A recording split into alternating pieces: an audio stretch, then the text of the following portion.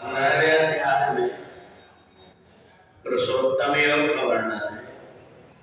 उत्तम पुरुषस्त्वन्य परमात्मेत्युदाहरत यो लोकत्रयमाविश्य विभर्तव्य ईश्वरा। भगवान कहते हैं कि जिस प्रकार से मनुष्य की रचना होती है उसी प्रकार से दूसरे भी जीव जंतुओं का जन्म होता है। उसमें भूत प्रेत यक्ष गंधर्व राक्षस किन्नर यहाँ तक के कि अंडज पिंडज श्वेतज कुंडवी चारों प्रकार की जो अलग अलग सृष्टि की जब रचना होती है तो उसमें मनुष्य को श्रेष्ठ इसलिए माना गया कि उसके पास बुद्धि होती है। बहुत से व्यक्ति ऐसे हैं जो अपने शरीर को छिपा करके सेवा से वंचित रह करके सब प्रकार के पापों को अपने सिर में रख करके बोझ जैसे ढोते रहते हैं और मरने के बाद भी शरीर को जला दिया जाता है। जब उसके जीवन का हिसाब होता है तो जब देख करके लगता है कि उसने सेवा का शरीर से कोई काम नहीं किया है, उस व्यक्ति को रौरव नरक में जाना पड़ता है। और इसलिए ये जो शरीर मिला हुआ है ये तभी पवित्र होता है जब इससे हम सेवा करते हैं।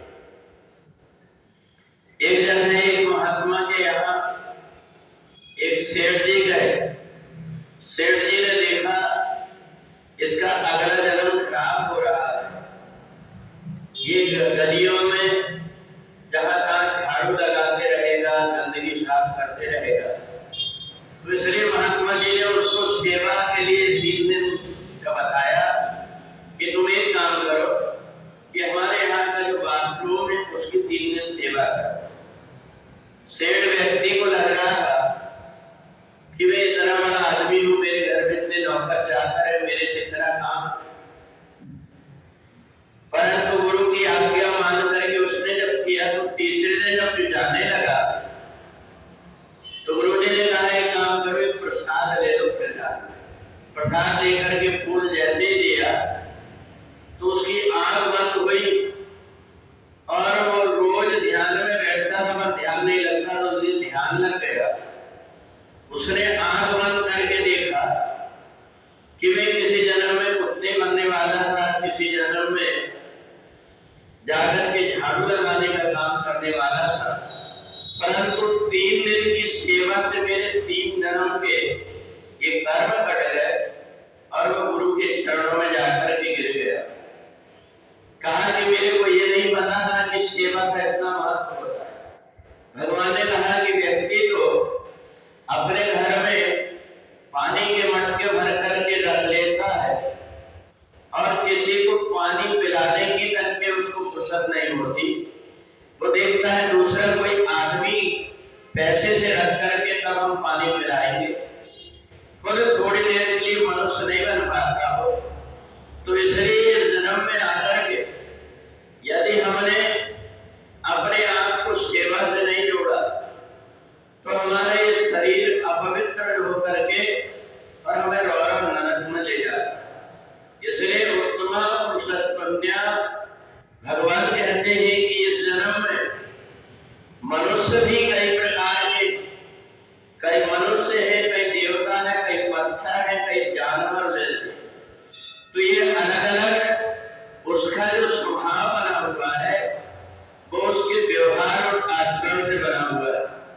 जीवन में जिसने केवल अपना स्वार्थ देखा, अपना सुख देखा, वो व्यक्ति जानवरों से भी दैवीता होता है। जानवर भी दूसरों के काम आ जाते हैं परंतु वो कोई काम का नहीं होता। इसलिए भगवान ने पुरुषोत्तम योग बताया। मनुष्य को मैंने बना दिया परंतु अपने कर्म करके, अपने आचरण से, अपनी बुद्धि का उपयोग करके तुम उत्तम पुरुष बन जाओ। और उत्तम पुरुष बनने से देवता की योनि मिल जाती है। तो इसलिए ये जो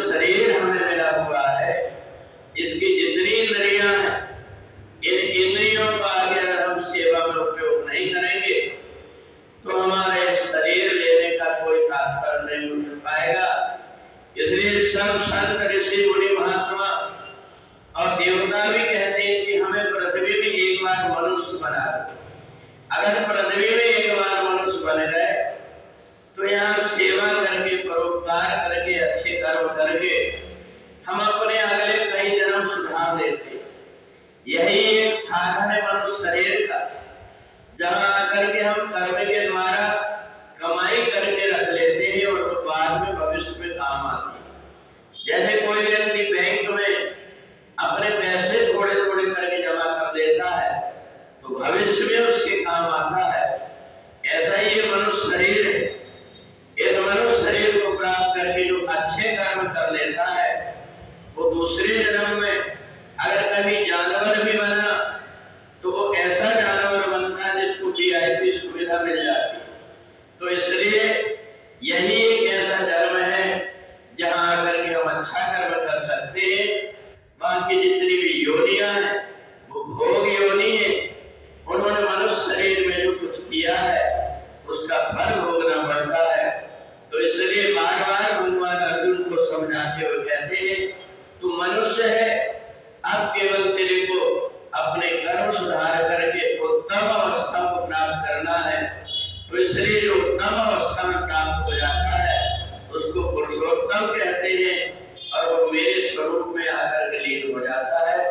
इसलिए हमें मनुष्य शरीर सत्कर्म करने के लिए, सेवा करने के लिए, परोपकार करने के लिए मिला है।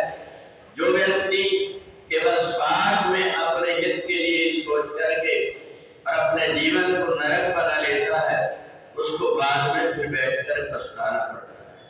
बोले वृंदावन